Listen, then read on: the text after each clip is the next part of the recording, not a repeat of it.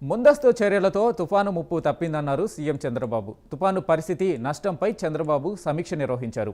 వరి, మొక్కజొన్న, పత్తి, అరటి, ఉద్యానవన పంటలకు నష్టం వాటిల్లింది.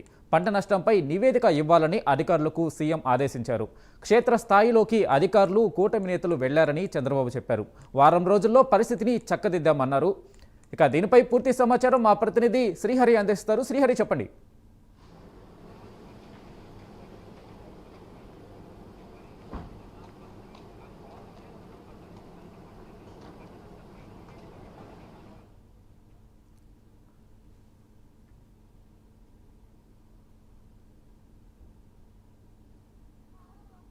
శ్రీహరి చెప్పండి. చంద్రబాబు ఏదైతే వరద ప్రభావిత ప్రాంతాల్లో పర్యటనకు సంబంధించి ఎలాంటి చర్యలు తీసుకుంటున్నారు?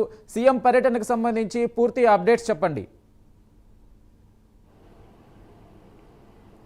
రైట్ వెంకట్, రాష్ట్ర వ్యాప్తంగా నిన్న మొందా తుఫాన్ ఏదైతే కురిసిందో రాష్ట్ర వ్యాప్తంగా అయితే భారీ వర్షాలు కురిశాయి. ఈ నేపథ్యంలో రాష్ట్రంలో ఏవైతే ఉన్నాయో పంటలన్నీ కూడా నష్టపోయిన పరిస్థితి అయితే కనపడుతూ ఉంది. రాష్ట్ర వ్యాప్తంగా పలు చోట్ల అయితే భారీ వర్షాలు కురవడంతో ఇటు బాపట్ల జిల్లా కానీ, అదేవిధంగా పల్నాడు, అదేవిధంగా ఒంగోలు జిల్లాలు ఏవైతే ఉన్నాయో, ఉమ్మడి ఈ గుంటూరు జిల్లాలు ఏవైతే ఉన్నాయో ఇవన్నీ కూడా భారీగా పంట నష్టం అయితే ఏర్పడింది. దీనికి సంబంధించి సీఎం చంద్రబాబు అయితే అధికారులతో సమీక్ష సమావేశం మరి కొద్దిసేపటి క్రితం అయితే రాష్ట్ర సచివాలయంలో చేపట్టారు. దీంట్లో ప్రధానంగా చూసుకున్నట్లయితే రాష్ట్ర వ్యాప్తంగా ఇప్పటి వరకు ప్రాథమిక అంచనా చూసుకున్నట్లయితే 5,265 కోట్ల రూపాయల నష్టం వాటిల్లినట్లుగా అయితే ప్రాథమిక అంచనా వేశారు అధికారులు. దీంట్లో ప్రధానంగా చూసుకున్నట్లయితే మొందా తుఫాన్ ప్రభావంగా వ్యవసాయ రంగం 829 కోట్ల పంట నష్టం అయితే వాటిల్లినట్లుగా అయితే అధికారులు ప్రకటించారు.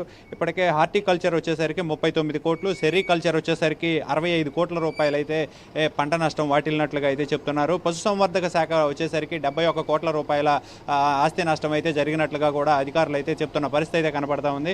ఇందులో ప్రధానంగా 20 పశువులు చనిపోయాయంటూ కూడా అధికారులు అయితే నివేదిక ఇచ్చారు. ఇందులో ఆక్వా రంగానికి సంబంధించి 1,270 కోట్ల రూపాయలు పంట నష్టం వాటిల్లినట్లుగా కూడా ప్రకటించారు. అందులో ప్రధానంగా మున్సిపల్ శాఖ ఏదైతే ఉందో మున్సిపల్ శాఖలకు సంబంధించి 109 కోట్ల రూపాయలు కూడా నష్టం వాటిల్లినట్లయితే అధికారులు అయితే తెలిపిన పరిస్థితి అయితే కనపడతా ఉంది. ఇందులో ప్రధానంగా చూసుకున్నట్లయితే గతంలో తుఫాన్ ఏదైతే ఉంటుందో, తుఫాన్ ఎలా అయితే గతంలో చూసుకున్నట్లయితే ఎలక్ట్రికల్ ఇలాంటి పునరుద్ధరణ చర్యలకు సంబంధించి అయితే గతంలో చాలా టైం పట్టేది. కానీ ఇప్పుడు ప్రస్తుతం రాష్ట్ర ప్రభుత్వం తీసుకున్న చర్యలు వేగవంతంగా ఉండడంతో ప్రధానంగా దానికి సంబంధించి కూడా విద్యుత్ సరఫరాకు సంబంధించి వెంటనే వేగవంతం అయితే చేశారు. దానికి సంబంధించి కూడా 10,000 మంది ఉద్యోగులను కూడా గాలి తీవ్రతను ముందుగానే పసిగట్టి దానికి సంబంధించి ఉద్యోగులను అయితే నియమించిన పరిస్థితి కనబడతా ఉంది.